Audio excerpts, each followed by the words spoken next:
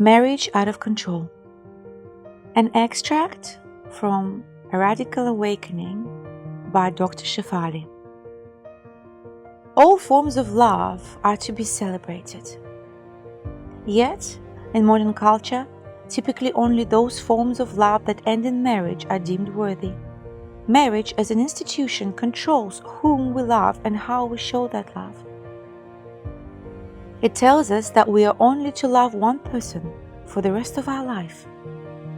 Not only this, but are forbidden from expressing intimate affection of any kind with anyone but our spouse. If this is not suppressive of who we are, I don't know what is. The institution of marriage has even sanctioned which gender, races, religions, and creeds get married, prohibiting all the possibilities at various points in history. Dictating whom we choose to enter unions with is to ransack us of our rights to exercise our free will. The marriage contract says no one should ever be close to another outside the marital dyad.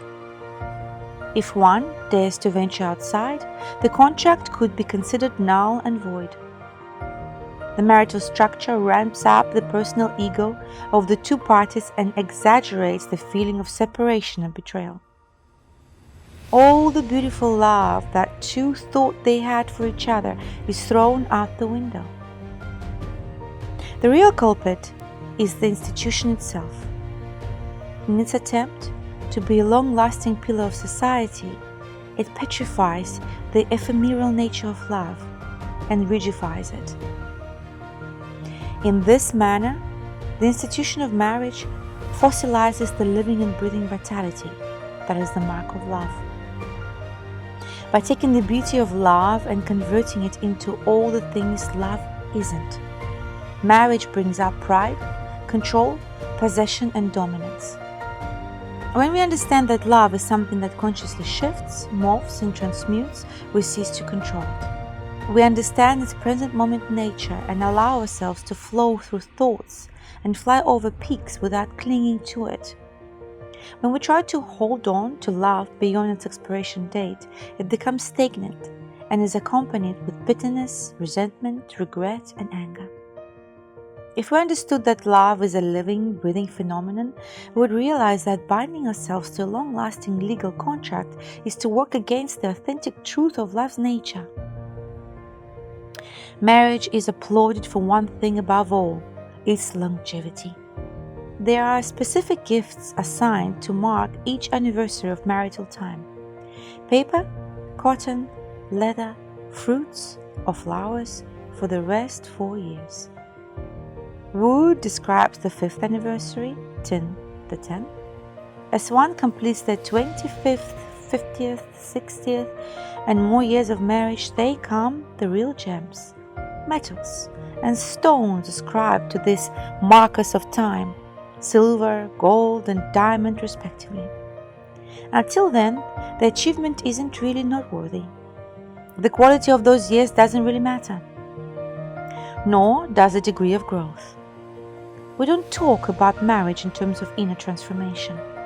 All we care about is the length of time the two people spend together.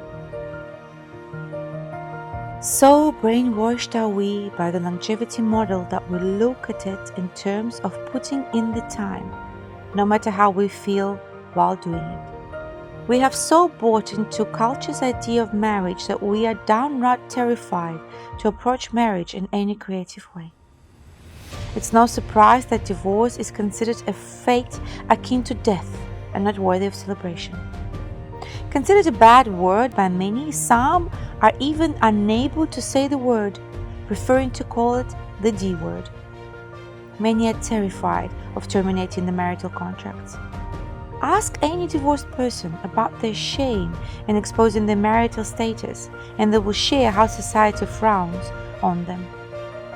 It is as if the person is infected. Divorce is failure. Avoid it like the plague. Happy people stay together till death do them part. Divorce is seen as an insult to the family ancestry and an attack on the culture's morals. Sacrifice and compromise, even when the two individuals are dreadfully unhappy, is even preferred over the cost of social ostracism. Many millions stay in marriages that are at least dormant and in many cases extinct. The paradigm of marriage needs to shift away from longevity into growth. When we make this shift, we no longer count success in terms of years passed, but in terms of self-growth and lessons learned.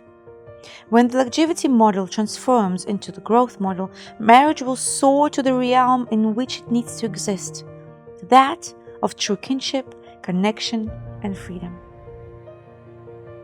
When we recast the paradigm of divorce in terms of a stagnation of growth, we see it as more than just the end of a marital contract. Divorce, consciously defined, is now seen as a passage between the old and the new. While it may signify the end of a marital contract with your ex, it also signifies the beginning of a marital contract with ourselves. Divorce is not against our ex at all. The true divorce is against our own fears and inauthentic self. It signifies the end of the falsities we were living with and the beginning of an era of authentic, honest, and transparent living. The divorce marks the end of all that kept us bound by convention. In this aftermath lies the potential for a renewed commitment to our truth and our